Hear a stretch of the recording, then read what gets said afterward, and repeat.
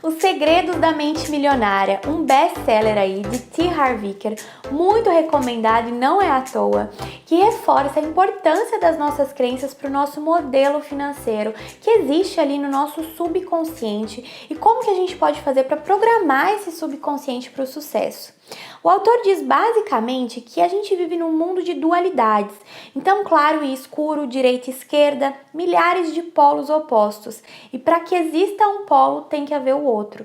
E não é diferente aí para as regras do dinheiro. Então, se existem essas regras externas para o dinheiro, também existem as internas. Então, só para contextualizar, essas regras externas, elas envolvem esses aspectos essenciais como o conhecimento financeiro, estratégia de investimento, tudo isso. Já essas regras internas é o que a gente vai discutir ao longo aí desse vídeo. Mas basicamente, o fato é que o seu caráter, os seus pensamentos e as suas crenças, elas determinam o seu grau de sucesso. Então aqui no canal tem muitos outros vídeos também de outros livros que tratam essa questão da mentalidade financeira, mas como economista, estudante de doutorado em finanças, eu também busco deixar meu contributo aqui no YouTube em termos de investimentos. Então eu falo tanto de renda fixa quanto variável, e se você se conecta com esse propósito, né, de criação de mentalidade e adquirir essa prática mesmo de compra de ativos, de ter renda passiva, eu já te convido a se inscrever aqui no canal, deixar seu like aqui nesse vídeo e vamos lá entender toda essa questão do universo interno que gera essa riqueza externa. Então, voltando, né, nesses aspectos internos que o livro discute, basicamente ele traz uma série de questões, até para a gente poder fazer uma autoanálise, né, sobre nós mesmos, para a gente poder entender como que nós pensamos, quais são as nossas crenças, quais são os nossos hábitos, características, a nossa opinião real sobre nós mesmos, o quanto de confiança a gente tem em nós e no outro, e se a gente realmente acredita, né, que a gente merece ser rico. Então, qual que é a nossa capacidade de agir perante o medo e a preocupação? Essas são algumas das perguntas, né? E basicamente ele faz todos esses questionamentos porque os nossos rendimentos, eles vão crescer na medida que nós mesmos nos desenvolvemos. Então, o autor deixa isso muito claro e faz, né, toda essa reflexão inicial para a gente poder entender onde que está ali o nosso nível de desenvolvimento e como a gente quer alcançar esses resultados. E ele faz até uma analogia muito interessante, né, com uma árvore, a árvore da vida, em que existem ali os frutos. E na vida, né, os nossos frutos são exatamente esses resultados. E quando a gente olha para esses resultados e a gente não gosta muito do que vê, a gente acha às vezes que esses frutos que são produzidos são poucos, pequenos, ou deixa a desejar ali no sabor, enfim. O que a gente tende a fazer é que se dedicar, né, no caso, em mais tempo em olhar, em ter atenção nesses resultados. Mas poucas vezes a gente se pergunta, né, de onde vêm esses resultados de fato? São nessas sementes que estão enraizadas, né, e que geram esses resultados, que estão então abaixo ali da terra, e é o que cria, né, então é o invisível que cria, que produz o visível. Então, o que isso significa, né? Que se você quer mudar esses frutos ou os resultados, primeiro você tem que trocar ali, mexer na raiz, né? Então, quando você deseja alterar o que está visível, que são esses frutos, você tem que modificar antes o invisível. Então é a primeira mensagem que eu acredito ser importante no livro, que traz essa reflexão do interno para a gente olhar para dentro, e que é justamente que o nosso mundo interior cria esse mundo exterior, que o dinheiro é resultado, a riqueza é resultado, tudo na nossa vida é resultado, e a gente vive num mundo de causa e efeito.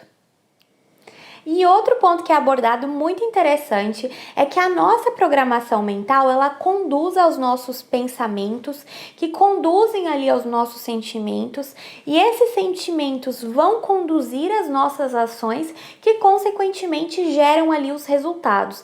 Então, mudando primeiro essa programação, você vai estar dando esse primeiro passo mesmo para poder modificar esses resultados. Tá, mas como modificar, né, essa programação? Qual programação?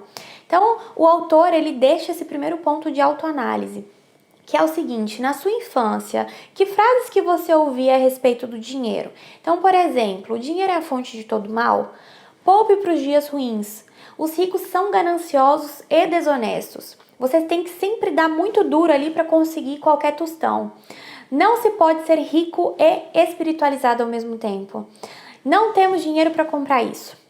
Então, se essas foram as frases, né, que fizeram parte ali da sua infância, provavelmente você pode estar aí replicando essas mensagens no seu subconsciente até atualmente aí na tua vida.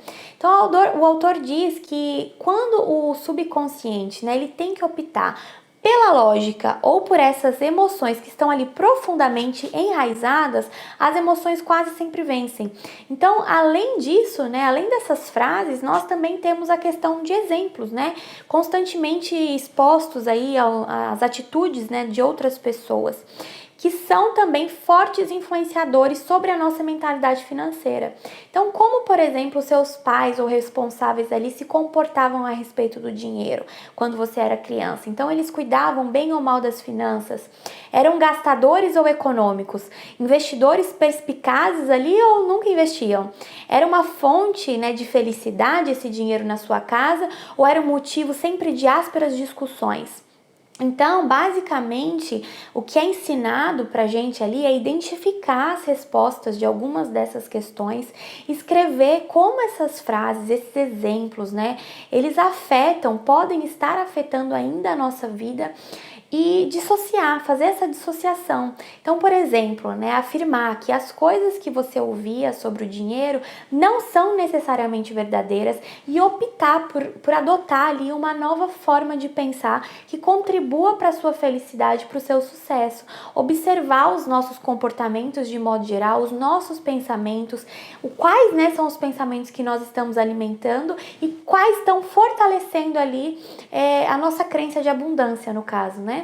Então, outro ponto que é discutido, que é muito interessante também, é sobre a questão da autorresponsabilização. Ou seja, as pessoas ricas, elas acreditam que criam a própria vida. Já as pessoas de mentalidade pobre acreditam que na vida as coisas acontecem.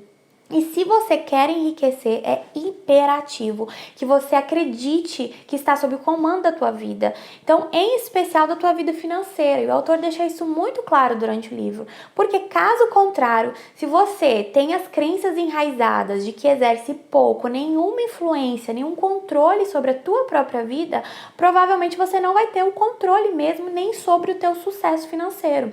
Então, o autor deixa algumas pistas, né, para você começar a fazer essa autoanálise da autorresponsabilização, que é: a culpa é sempre dos outros, né? Sempre há uma justificativa, você sempre está se queixando, reclamando.